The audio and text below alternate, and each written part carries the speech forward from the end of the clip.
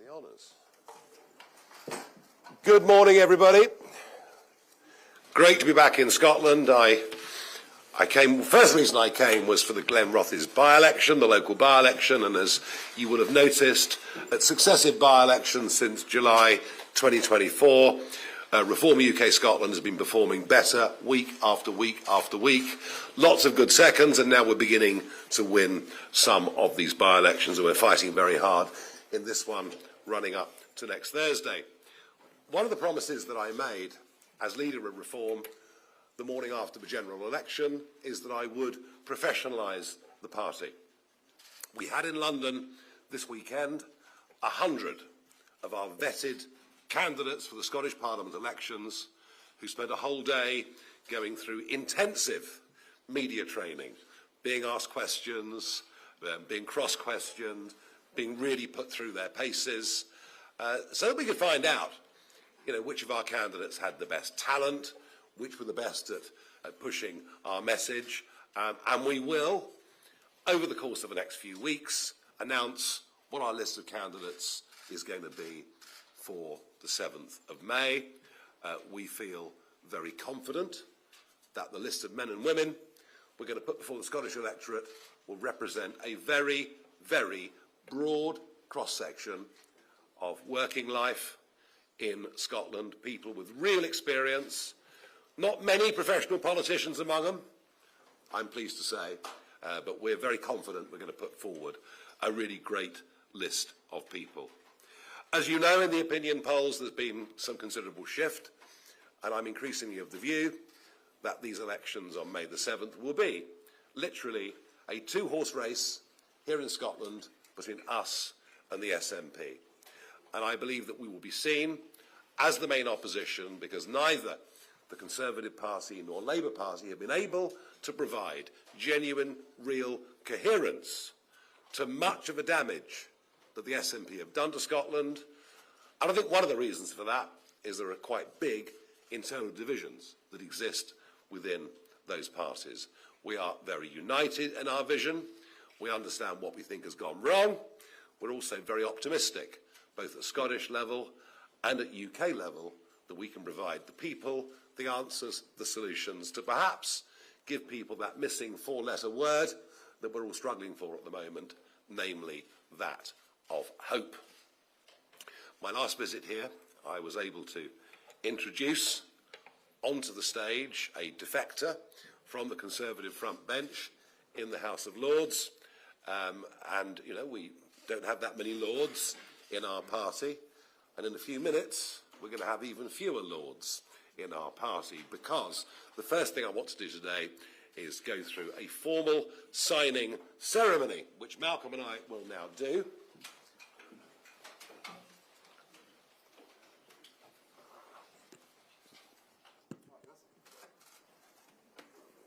Okay, I'll sign that bit. And we'll just...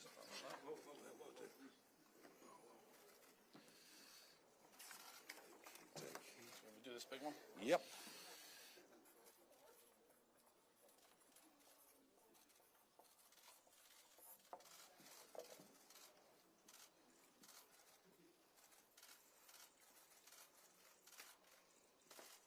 And with this, Lord Offord of Garville becomes Malcolm from Greenock. There we are.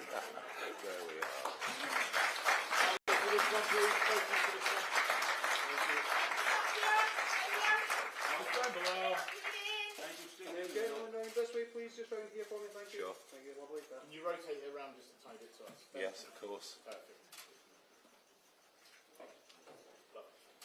Just this way, please, down here. You want it in this way as well? Yep, certainly. Just right in front of the stand, please. Okay. Just down here, please. Yep. Everybody happy? Very. Just let me here, please. Thank you. You better keep that as a souvenir. Yeah, I will.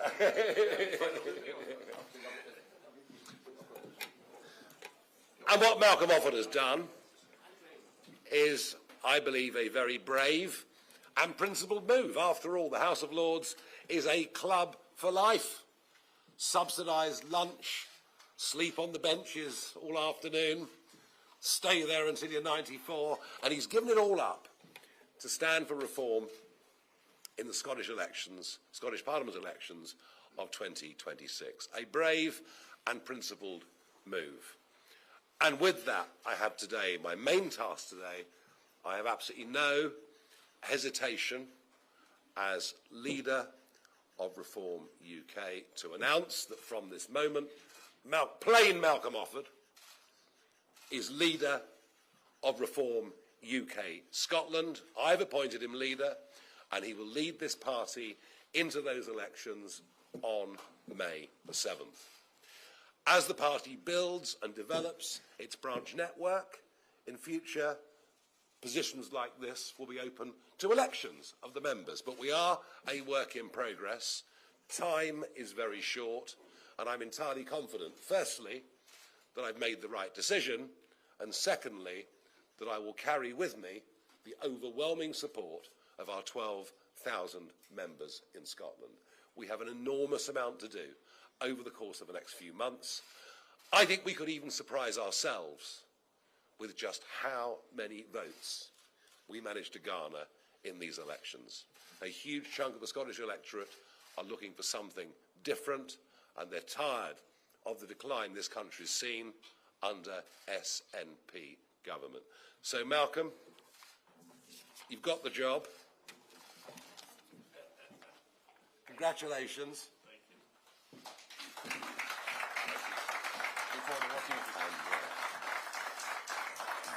And his job now is very easy. All he has to do is make a success of it, or else.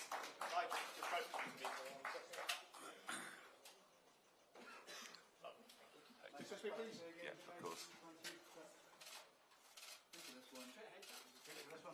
Yeah.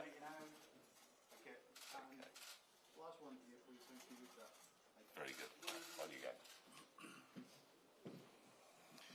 Thank you, Nigel, for that. No pressure whatsoever, but delighted to be announced today as leader of Reform in Scotland. And as Nigel says, we have now got a race for the line. We've got 16 weeks, effectively, from now to the 7th of May. The momentum is with Reform, no question about it. And we are going to be campaigning from now on a very, very positive campaign with one clear message, one objective. We want to remove this rotten SNP government after 18 years of failure and incompetence. And this is now a two-horse race between Reform and the SNP. And why do I say that? I think since coming over here on the 6th of December, we've met a lot of you, obviously, in Falkirk, spending a lot of time with the members, spending a lot of time with our candidates. And as Nigel mentioned last week, we had over 90 folks in our candidate list who've all gone through a very, very tight process, assessment centre to come through. We've got extraordinary talent in this group of people. And what's really interesting is that these are real, authentic people who do real, authentic jobs. These are people who are teachers. There's medics. There's midwives. There's a procurator fiscal. There's people who run their own SMEs. They represent basically Scotland at its grassroots in every part of this country. And they represent a movement of ordinary, decent working Scots who are just fed up that Holyrood has not delivered for them. And we've just had the 25th anniversary of devolution. And ask yourself the question, in 25 years, have our standards in Scotland gone up or have they gone down? And how many areas can we genuinely go through and see where the Scots running our own parliament? This is not being done to us by the English. This is Holyrood, devolution, Scots administering Scots. Have we got a better outcome for our patients in the NHS? Have we got a better outcome for our young people in our schools? Have we got more cohesive and safer communities? And do we have an economy that works for everybody? And if the answer to these questions is no, well, isn't it time for a change? I mean, isn't the definition of madness to keep doing the same thing after 25 years? And basically, Holyrood for 25 years, well, it's been Labour to begin with, and then SNP, have been run effectively by a centre-left agenda. And that agenda is about spending. Spend, spend, spend. Holyrood, just like we saw in the budget the other day there, was basically a non-event. A gimmick here and there and a soundbite here and there, but nothing about how to grow. How do we grow our economy? How do we make our country wealthy? How do we make our country prosperous? So that is the message that Reform UK have. We have, as I say, we're more than 12,500 members now, and we have a really talented group of candidates. For me, as I take over this position now, the focus will be between now and the end of January to give a bit of a set-piece speech so we can actually set the direction of travel and the policy framework we're going to be working to. Then, of course, we'll have our manifesto, and we'll then place all our candidates into the various constituencies and lists. So we're well organised, we're well funded, and we're very well motivated. So it's a great pleasure to be here. I look forward to taking questions with Nigel. Thank you very much.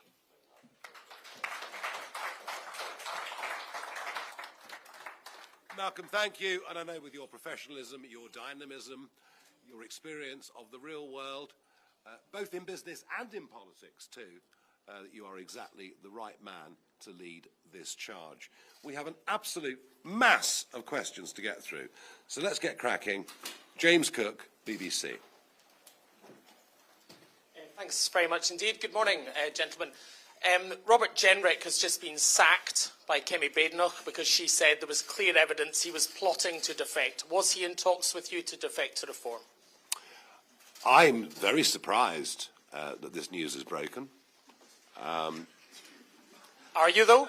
Well, I never reveal private conversations with anybody, which is why, you know, when people like Malcolm came to me to talk and he was a front bencher, nothing ever leaked. So I'm going to say that I've had conversations with a number of very senior Conservatives over the course of the last week, over the course of the last month, and a lot of them realise that for all the talk that Kemi's doing better at PMQs, which is true, for all the talk of a supposed Kemi bounce, I think a lot of them realise that on May the 7th, or should I say May the 8th, the Conservative Party will cease to be a national party.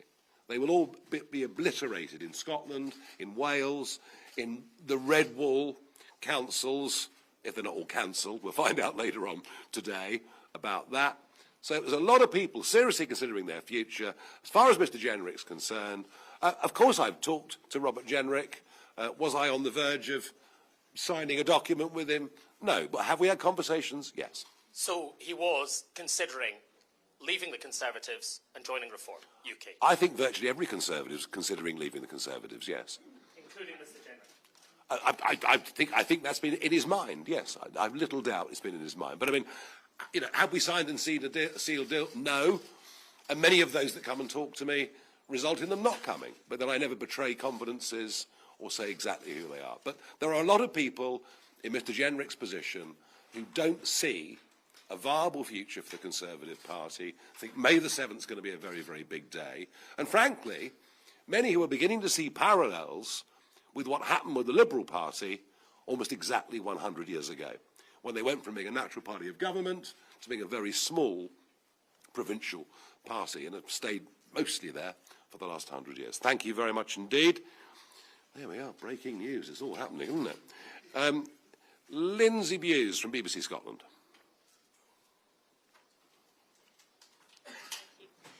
Thanks very much. A question to you, Mr Farage. The Prime Minister is in Scotland today as well, saying that a switch to renewable energy will bring down the cost of electricity for every household. Do you believe this to be true? And can I also ask you for your view on renewables in general in Scotland and that industry creating jobs? What role do you think that renewables should play in Scotland's economy?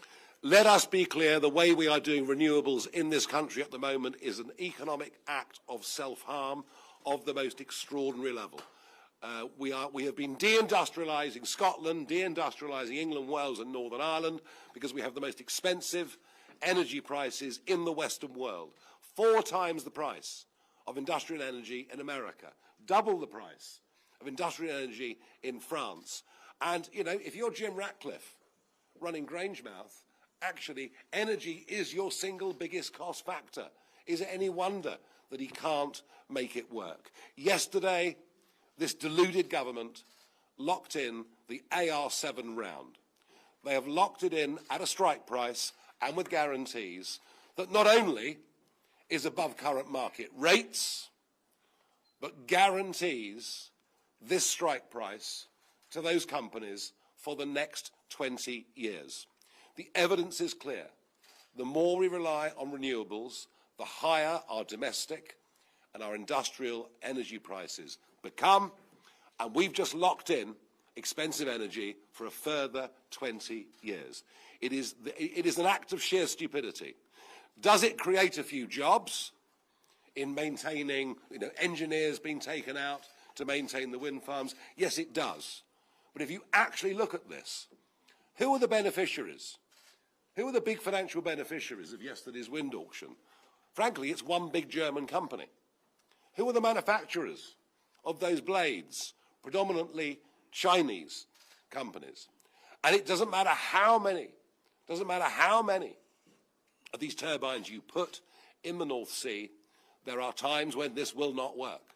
And I refer you almost exactly to a year ago, when there was a large anticyclone sitting over the North Sea, and on some mornings at 8 o'clock, the United Kingdom was importing 25% of its electricity needs at exorbitant prices.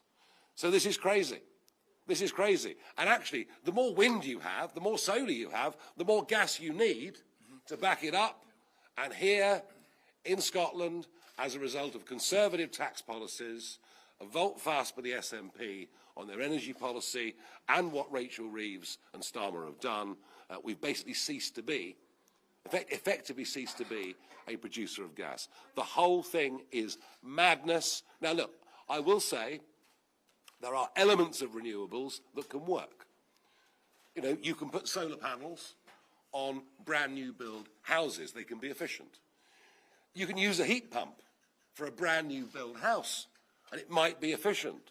But for 90% of the housing stock, a heat pump will cost you more money and act inefficiently. So we can use renewables in a way as we move forward, but if anyone thinks they're the solution to powering a grid for nearly 70 million people, for supporting what little industry we have left, and frankly what we're also doing is we're closing ourselves off to the 21st century technologies. Data banks, crypto mining, these are all the big technologies of the future, and they use even more energy than the old heavy manufacturing ever did. It is disastrous. Starmer is deluded. Miliband seems to have adopted this as a new religion. But they're not on their own, of course, because it was the previous Conservative government that legislated for net zero to become law. And I think we are, on this issue with the people of Scotland and more broadly across the whole of the United Kingdom, I believe that we are the practical, sensible people who are pro-people having cheaper energy bills and reindustrialisation of our once great nation.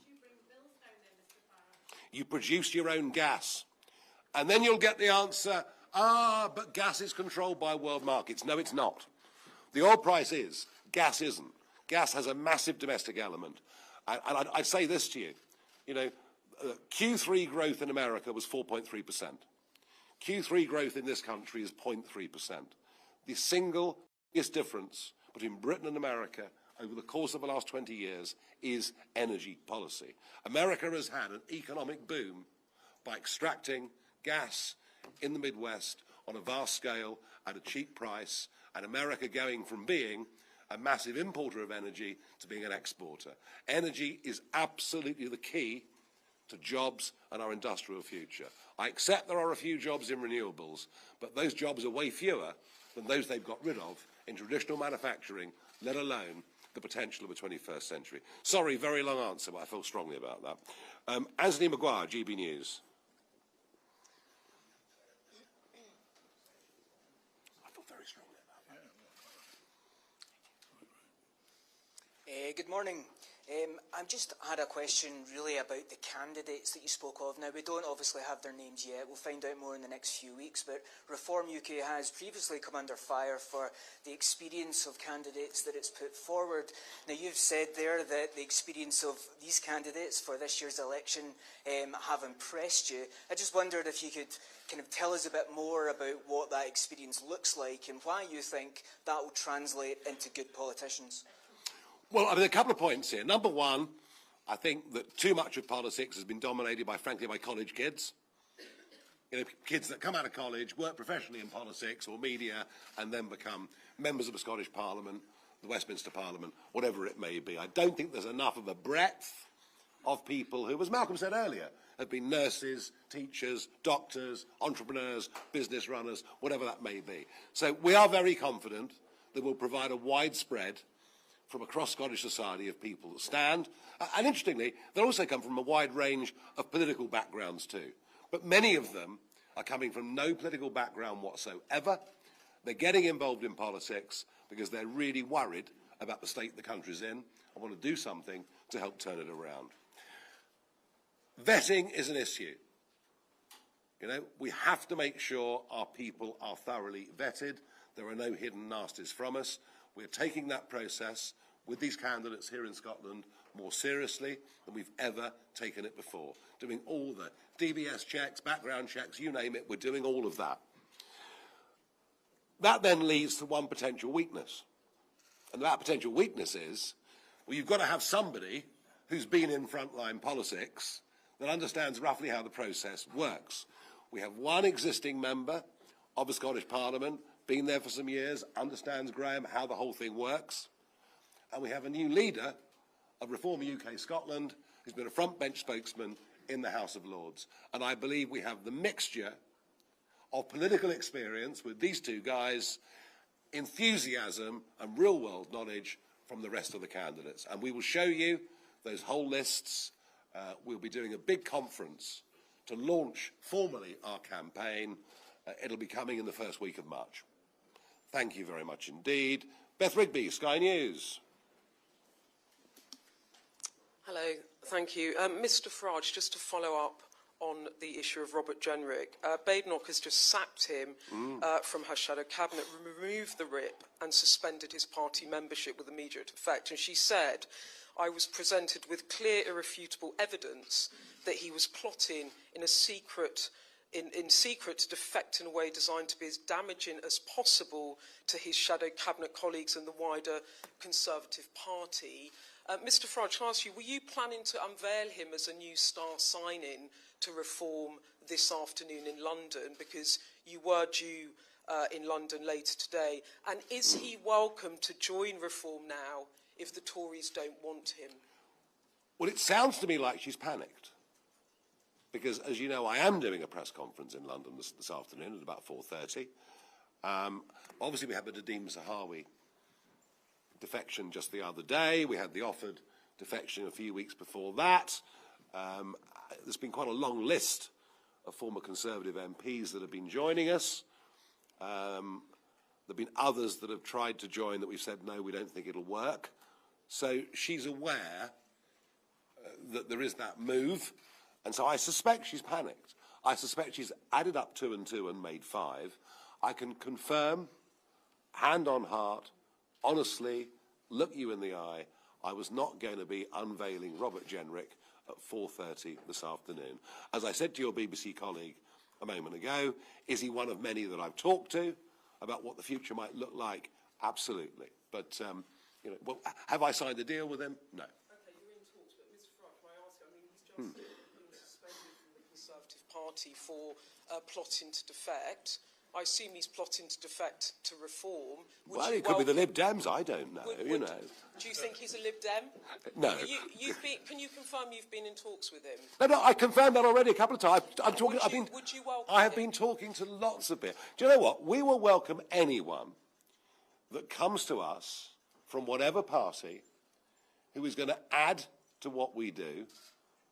It doesn't just see us as perhaps a life raft to save a parliamentary career, but people who want to add to what we have to do, who share our values, who share our beliefs, But equally, you have to be honest about the sheer level of failures of 14 years of broken manifesto commitments. So, do you know what? I'll give him a ring this afternoon. I mean, I'll give him a ring this afternoon. he ran for leadership. I might even buy him a pint. You never know. He's in the shadow cabinet. He was in the shadow cabinet. Yes. He'd be a big signing for you, wouldn't he? I mean, he was part of that Tory failure, but the one big tick against his name is that he did resign as immigration minister because of the failures of the government. So that would be a big tick in his direction. I will speak to him this afternoon and see what he wants to do. Okay, thank you. Lord Offord, I did have a question for you. Sorry, events have rather... He just signed his resignation. Call him Malcolm. Lord Offord, I wanted to ask you about a key voter priority here in Scotland, which is the NHS. Yeah. You've previously said there needs to be a dialogue with the public about the acceptability of user charges for some services and the removal of free prescriptions for certain categories of medication. Do you still think that's right for Scotland? And Mr Farage, do you think the NHS should be funded through taxpayer money in England? Thank you very much. So reform is very clear. There'll be no plans to be charging for the NHS in Scotland. That paper you're referring to was a paper written by a group of medics who were examining other systems around Europe, in particular looking at Sweden and Germany, who spend the same amount of money as Scotland does and get better outcomes. So it's a sensible thing to say, how do they get better outcomes and what are some of the differences? One of the differences is in Sweden you pay £10 for a GP charge. That is not reform policy. What is clear from the polling is that 93% of Scots say that the NHS needs to be reformed. We're spending $20 billion on it. That's gone up 6% per annum over the last 25 years. So there's no shortage of money, but what there's a shortage of is patient outcomes, and that's what we're going to get focused on in our manifesto. Yeah, I mean, look, there's no question about how we fund the NHS, that it comes out of general taxation. And there's no question that, the desire for an NHS that is free at the point of delivery is written into part of who we are, and it's been there for basically best part of 80 years. The question is, where does the money get spent? How is it that we go from 8% of GDP to nearly 12% of GDP, and there are fewer hospital beds? Now, I will say this. There is a Reform member and activist who is chairman of an NHS trust, one that has completely turned things around, so much so, he was actually mentioned and praised in Prime Minister's questions yesterday. The whole 38 minutes wasn't just abusing me. I mean, most of it was, obviously. But so look that up. And so I've got a guy very much in my inner team who has managed to turn round an NH Trust in a spectacular way. And I'm talking to him about how we can use the methods that he's used in that home county to perhaps get better bang for buck, better delivery across the nation. As far as I'm concerned, all options are on the table. We must be completely open-minded about structures to see how we get better delivery. I don't want to change the basic principle, but I also suspect there's a lot we can learn from our European neighbours who are getting much better outcome for every pound they spend. Let's go on to Ewan Petrie from STV. Thank you, Mr Farage. Just over 3 months ago, your deputy, Richard Tice, told us that your leader in Scotland would be democratically elected by its members. So what's changed since then? Were you waiting for a defection? Was the promise of the leadership part of a deal to get Malcolm Offord to come over? No, I didn't promise him that, no. What's changed since then? Time. We're running out of time. We're running out of time. We're a new party. We're a new party. We're busy forming branches. We're busy putting together rule books. We're busy putting structure in place. I promised on that night in Clacton I would democratise and professionalise the party. I have professionalised the party to a very, very large degree. I've also democratised much of it. At the time, it was a limited company, and I owned 2/3 of the shares, which made decision-making very straightforward. But, I've got rid of that. I've opened the party up to the members. I've got an elected board. We're a work in progress. We're still a very, very new party.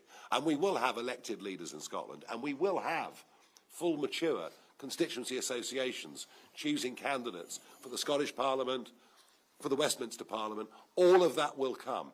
I haven't got time to do it right now. Right now, I have to move. These elections are only literally a few weeks away. All that will come in time, absolutely, no question. We will turn it into a fully democratised party. But I promise you, you know, our members here in Scotland will fully support and understand what I've done, given that they understand too that we're a work in progress. Okay, Peter Smith, ITV. Mr Farage, with that breaking news of the defection, we saw the mobile phone being shown to you and you reacting to the news. What defection? In surprise. Sorry, I'll rephrase that. Yeah, the Well, you better do. Unless you know something I don't. Well, you know, it's quite possible. Well, Kemi Badenoch has been really clear. The detail behind this sacking is she says there was a secret plot, and that's why Robert Jenrick has been sacked. They love a secret plot in Westminster, don't they? Well, she's made the allegation. I know, and she's flapped, and she's panicked, and she clearly thought at 4:30 this afternoon Robert Jenrick was going to join Reform UK. Is there a plot, Mr Farage? He was not going to join. There was no plot for him to join at 4:30 this afternoon. There's no plot. There are many, many private conversations happening between myself, senior Conservative figures at all levels around this country, including the House of Commons, including the House of Lords, including what's left of them in English county councils. There aren't many of them. And there is an open debate about this, because people can see that the writing is on the wall.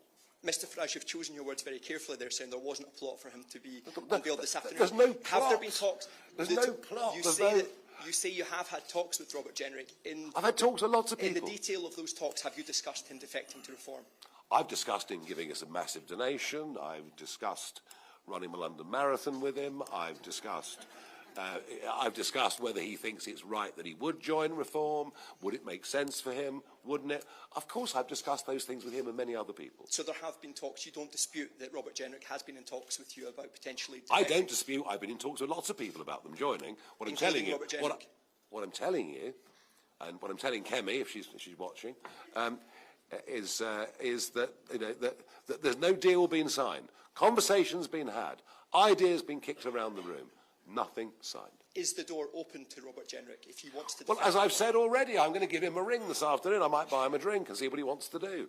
As I say, he did resign from the last government on a point of principle, on immigration, and frankly, the Boris wave was one of the biggest breaches of electoral trust we've ever seen in this country, given the 80-seat majority that he got in 2019, which I played some part actually in helping him achieve. And to promise lower numbers and to deliver record numbers, in many cases of people whose indefinite leave to remain comes up in the next 2 years and who will prove to be a huge financial burden on taxpayers for decades to come. The fact that Jenrick resigned over that was the right thing to do. So wait and see. And a question for the leader formerly known as Lord Offord. You've been, sure. You've been handpicked for. Yeah. Okay. So the mic's been taken away from Lord Offord. But before it is taken away, you were handpicked to be a Lord of the House of Lords. You have been handpicked to be leader of the Reform. The only time you stood for election in Scotland, I think you came fifth. Are you worried about actually facing the Scottish voters?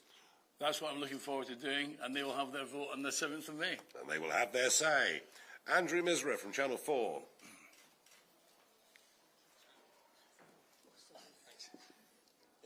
Hi, Mr Farage. Just picking up on the news about Mr Jenrick. Are you picking I don't know how many more permutations of this we've got. But I mean, I'll keep trying for you, you know. Are you picking up any resistance within Reform to all these Tories coming over from one of the so-called establishment parties that you say need to be replaced? 2 points on that. The worries I get from within Reform are, one, will they bring Tory infighting with them? Because we had 4.5 years of psychodrama with that last Conservative government, where they fought each other in public, they fought each other in private. And so if people want to bring that with them, they're not wanted by our membership, they're not wanted by our board, and they're not wanted by me. And that's the first thing I would say. And secondly, we will not be Tory Party 2.0, because we have a completely different set of policies. And people that come have to say they admit that net zero, mass migration, North Sea taxes, and many other things were a terrible mistake. They have to make real, mea culpas. And anyway, I'll cheer you all up next week because I'll have a Labour defection next week, and that'll change the script, won't it? Go on. Do reforms immigration crackdowns hurt Scotland? Is that for me? Well, it may as well be. Oh, sorry. Okay. You answer it. Well, I think what we're seeing in Scotland is that this is now the three issues that are of most importance in local communities, obviously the health service, the economy and immigration. And of course the particular policies put in place around Glasgow City Council and put through the SNP have exacerbated that. That's now why it's a real issue that previously was not really an issue in Scotland for many, many years. We have a very proud tradition of welcoming strangers to Scotland and integrating in Scotland. But in the last 5 years, there's been a big change in that approach, which is why it's now on the radar in this election. Yeah, I mean, outside the European Union, we are now free. We are free as a country to say that we should, as much as is possible, and without sacrificing quality, put the interests of British workers ahead that of workers of other nationalities. And I can't understand why that's controversial. But apparently, in some elements of the press, in criticisms of other parties, me saying that is controversial. I think putting the interests of British workers first is the right thing to do. I think it will be supported by a vast majority of voters here in Scotland and across the wider country. Okay, Alan Jenkins, 5 News. Yeah, that's fine. Yeah. Away from the circus of defections, how relatable do you think your Scottish leader, who's a multi-millionaire, is to ordinary Scots? You dreadful man, you've been successful. How awful. What a crime. Why don't we get more failures like Rachel Reeves running the country? I mean, here we are with our economy tanking nationally, tanking in Scotland, tanking in Wales, being led by people who couldn't run a blooming whelk stall. And surely what we want are people who have been successful. It's not, look, Malcolm is not somebody born with vast levels of privilege or anything like that. He's done what he's done because he's got a good brain, he's worked damned hard, and you know what? Rather than being looked down upon, I'd like young Scots to say, do you know what? If he can do it, I can blooming well do it. And these are some of the attitudinal changes that are needed right across the United Kingdom. And there are elements of America we can like, elements of America we perhaps don't like. But one thing about America, when they see people who've been successful, they make them into heroes. And here, we try and make them into villains. I believe Malcolm can go and talk in any bar, any public gathering, and speak to people one-on-one, regardless of their background, their class, their nationality, their religion. And if I didn't believe those things, I wouldn't have him as the leader. You should come campaigning with me. Come and see for yourself. Absolutely. John Boothman, The Times.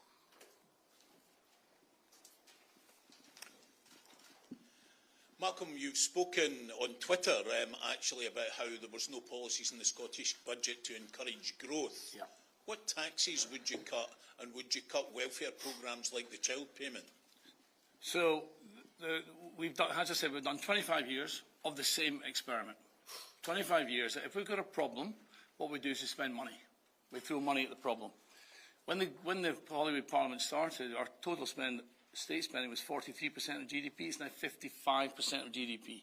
Ask yourself the question, are our public services better or not?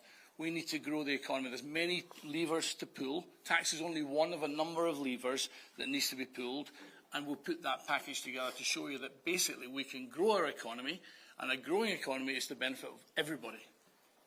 So what taxes would you cut? I'm going to give you the general roadmap here, which is going to look at the whole tax and spend.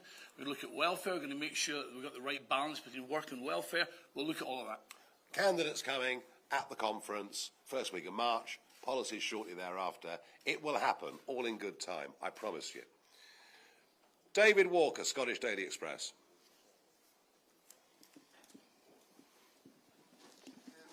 Hi both. A question to both of you. Concerns have been raised that reforms soften Scottish independence and union. Mr Offord, you said a few weeks ago that you wouldn't rule out a referendum in 10 years' time if SP win a majority, would you both rule out a referendum now, even if they do win a majority? And what would you say to people who don't believe that reform are strong, protecting the union? Look, you know, a referendum on separation is not on the cards. It's not going to be granted by Westminster. It's not uppermost in the minds of Scottish voters, in my outside, I'd accept, opinion. And we think it would be a wholly unnecessary distraction at this stage. If that referendum, as Salmond and others said, was a once-in-a-generation opportunity, well, maybe in decades to come, it can be re-examined. But you know what? I doubt it. Right now, there's Russian subs circling around Scotland right now. How on earth were you going to persuade the Scottish people it's a good time to break up the UK in the event of that threat? There is no appetite for a referendum. This is what people are fed up with. For 25 years, Holloway's been dominated by this constitutional question and spend. It needs to change. And therefore, all I said was, can we just all agree amongst ourselves for, let's say, the next two parliaments, call that 10 years, pick a number. Can we just not talk about this? And can we please make Scotland the most prosperous and the most successful part of the UK? Yeah, much else to worry about. Mark McLaughlin, The Sun.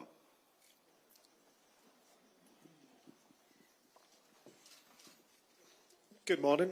Given Scotland's strong historical and family ties to Denmark and the threats that you just mentioned, Mr Offord, do you support Denmark's sovereignty over Greenland and its European allies as the guarantor of that sovereignty with the ships going out there on exercises? Or do you think Donald Trump would be a better guarantor of that peace as the owner of Greenland?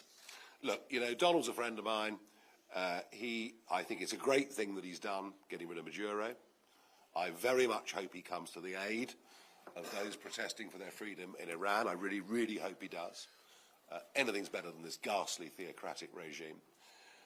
But as far as Greenland's concerned, you know, waging wars on the enemies of the West is great. But what Donald Trump can't afford to do is to wage wars against his allies in the West. He's not going to invade Greenland. It isn't going to happen. It'll finish up with an economic partnership that'll be good for both sides. Of that, I'm entirely confident. And, of course, the absolute question, you know, Denmark and Greenland must decide their future and decide their own sovereignty. No question, in my mind, about that. Let's move on. Tom Gordon, Scottish Daily Mail. Hello, question for Lord Offord. You mentioned tax just now. Can you confirm that you pay the Scottish rates of income tax? Yes. And also, will you follow the example of many other party leaders in Scotland and publish your tax return before the election? Don't know. I will think about that. Why not? Well, because it's a private matter. It shouldn't necessarily be put out in the public domain. Certain things are private. What I can tell you, Tom, is that over all the years, from the very first job I had in Alston Bakers in Greenock, I have paid every penny of tax. I've got nothing to hide. But the question is, do I want to put it out there? I don't know. Come back. Well, as I say, other party leaders have done it on a regular basis. That doesn't make it right. It doesn't make it wrong. Yeah. So why won't you do it? Well, I said to you, I haven't decided yet. It's a private matter. I'm not publishing mine. I'm not publishing mine or my inside leg or many other private things. Right, moving on to Alistair Grant from The Scotsman.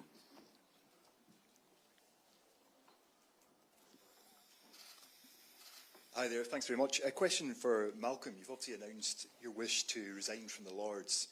Do you plan to step back from your private directorships? For example, will your extensive shareholdings in Scotch whisky not potentially pose a conflict of interest? And just for Nigel as well, I think there's reporting from the Times that Kemi's team found a copy or got hold of a copy of Robert Jenrick's speech, which was in a near final form, with the idea that he was going to resign, announce his defection to Reform within the next 24 hours. Do you recognise that? No. Did you know he was writing a speech? I think he writes speeches all the time. About this particular issue? I don't. I do it off the cuff. He was not joining Reform in the next 24 hours. I'm 100% hand on heart, look you in the eye, tell you that is not the case. On your question, just don't conflate. There has been a shareholder and a director. Under the Code of Conduct and under the rules of Parliament, I resigned all my directorships when I went into Parliament in 2021. and haven't resumed those. I think there's one outstanding that will be dealt with. So there's no conflict there. In terms of being a shareholder in companies and SMEs, when I came back to Scotland, I was fascinated by the idea of small companies. It's where 900,000 to 1 million people in Scotland work in SMEs, small, medium-sized enterprises. And I had this thing about backing under philosophy of MISA. And MISA, M-I-S-S-A, means made in Scotland, sold abroad. And that's what we have to develop. Only 5% of our companies in Scotland export. We need to get up to 10% because exporting companies pay the highest wages and have the highest growth. So as an investor in those businesses, I feel there's a read across to politics. I feel that is something that will help me in the journey to try and expand our economy. The important thing with all these things, because I've got private interests outside of what I do as an MP, the important thing with all these things is make sure you declare any potential conflict. And provided you do that, I'd have thought having people in politics who invest in SMEs is a very, very good thing, not a bad thing, and we should rethink how we approach some of these things. Simon Johnson, Daily Telegraph.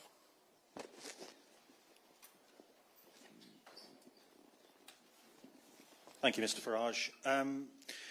You're a very persuasive man. Do you believe that, from your discussions with Mr. Jenrick, that he had been persuaded to defect to reform? And did you have an aspiration to unveil him before May's elections? On Scotland, as you mentioned earlier, Sir Keir Starmer's here, polling this morning showing Reform and Labour neck and neck up here.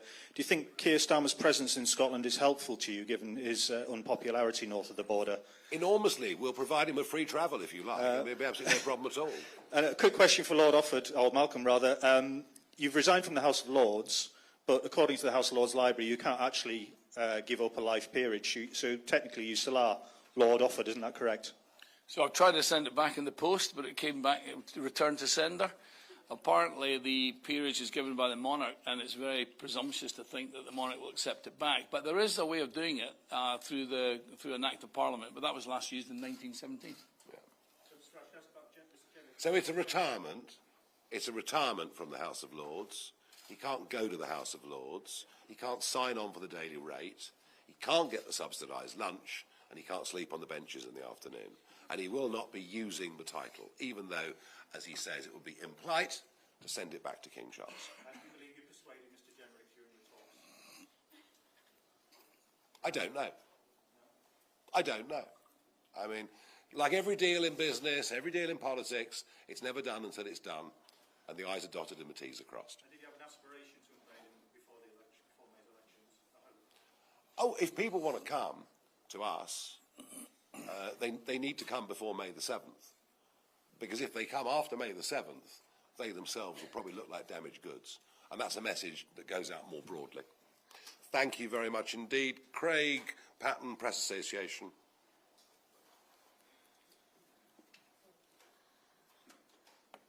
Thanks, Nigel. So you've got a Scottish leader, you've got your Scottish candidates. When are we going to see Scottish-specific policies from Reform? And just in terms of the parameters of the leadership as well, those policies, will they have to be run through you, and can you overrule them if you don't like them? I am the leader of the party. I have quite a lot of power. I'm held to account by a board. I'm held to account by an elected board. If they think I've gone over the top, then they will tell me so and act. And if they wanted to, with the support of branches, they could remove me. But when it comes to the day-to-day operations of this still start-up party, I regard myself as a political entrepreneur.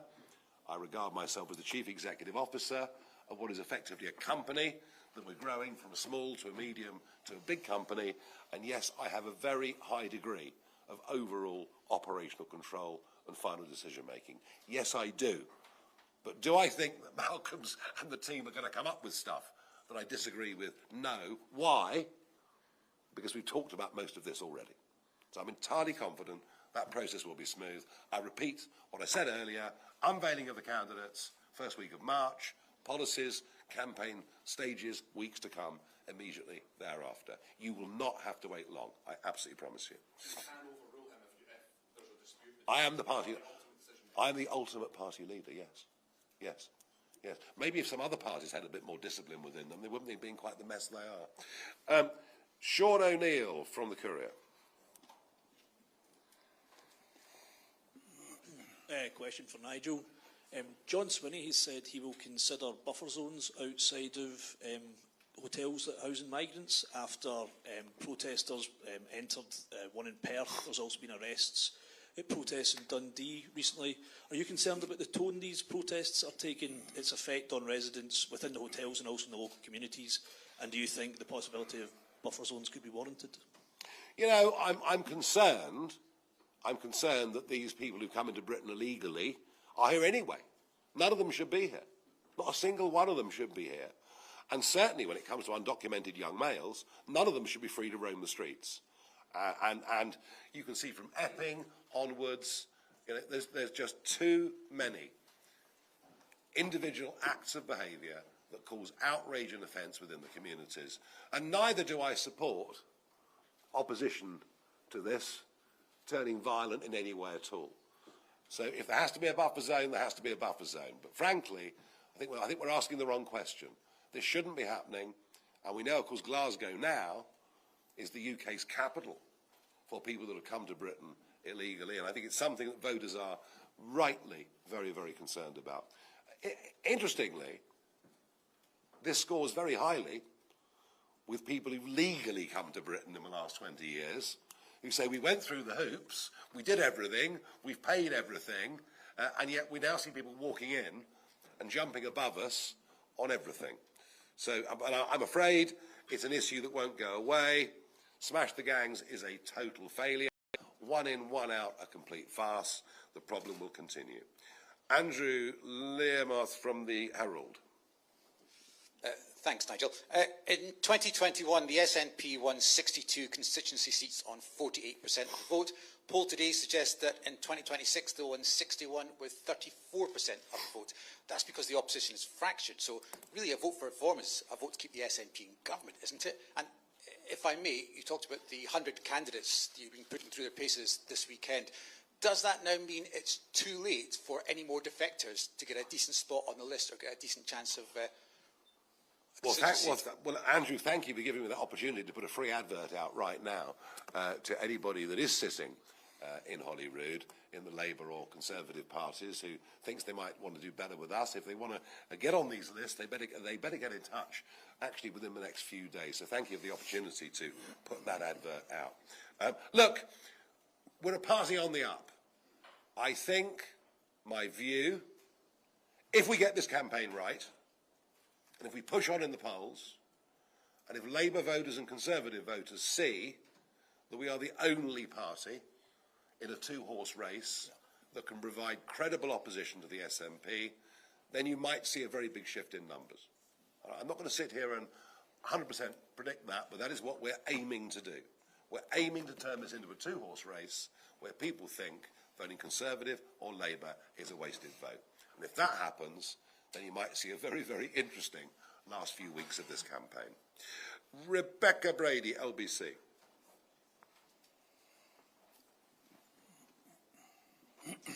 Lord Offord, if you're in charge of the Holyrood election campaign, can you guarantee that there will be no racist ads against your opponents? Reform's not a racist party. We're going to fight a very positive campaign on the issues that the people tell us is out of concern to them. There's no racism here, but we do need to deal with the issue. And that word should not be bandied about as a way of stopping people talking about real issues in their community. So we will run a positive campaign, I can assure you of that. I think that it might be considered by many other parties that there was a racist advert against Anas Sarwar. I remember when that came through, and there was points of view on both sides of that argument. I reassure you now we're running a positive campaign. Olivia Thompson from Bauer Media. Hi there. The SNP say this leadership appointment today is more proof that reform is just a bunch of Tories who Scotland's already rejected time and time again, pretending to be on the side of ordinary people. What are your thoughts on this and on comments that Tories are only switching to reform because of their own party's shortcomings? And if I may as well, polls have reform on par with Labour in a fight for second place in these upcoming elections. Would you both be willing to work with other parties to remove the SNP from government? We are replacing the Conservative Party across the United Kingdom as the main voice of opposition to Labour. Therefore, it's not surprising that some Conservatives want to come and join us. And it's just as simple as that. In terms of deals, you know how the Parliament is set up. It was set up by Donald Dewar and Tony Blair to have a permanent coalition in it. So it's quite a difficult Parliament to manage. We'll work that out when we get on the other side. But what is clear is that we've got a huge groundwell of support coming from Labour voters towards reform. No question. Louise Wilson, Holyrood Magazine.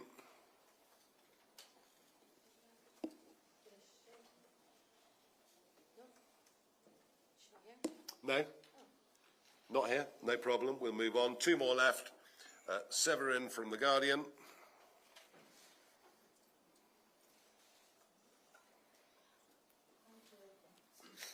Good morning, Mr Farage. Sorry, nearly good afternoon.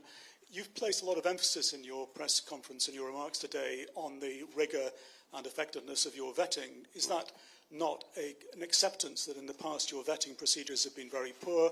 You've got people like Nathan Gill that you've worked alongside in your party.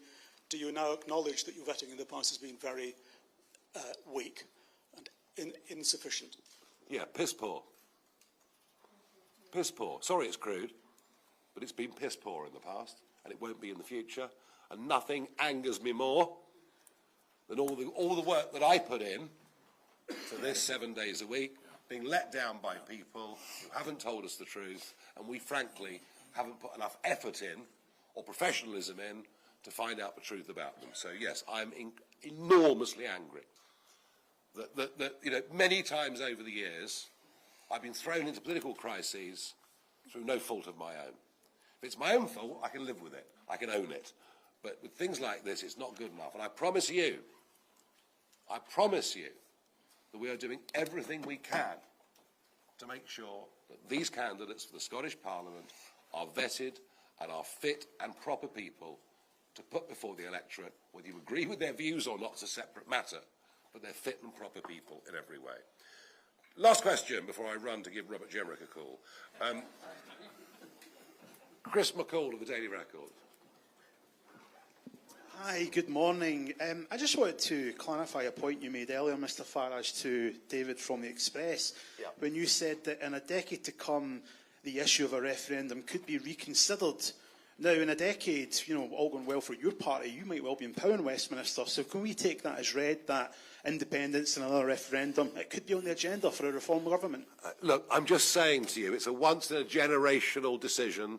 That was what we agreed, you know, both with the Brexit referendum and the separation referendum in Scotland. It was once in a generation. The odd thing is the SNP have not accepted either of those results and wish to overturn either of them. You know, whichever way we cut it, it's a very long way ambidistance. It's not something of immediacy. There are other very major threats faced by Scotland and, frankly, faced by the world at this moment in time. Thank you very much indeed, everybody.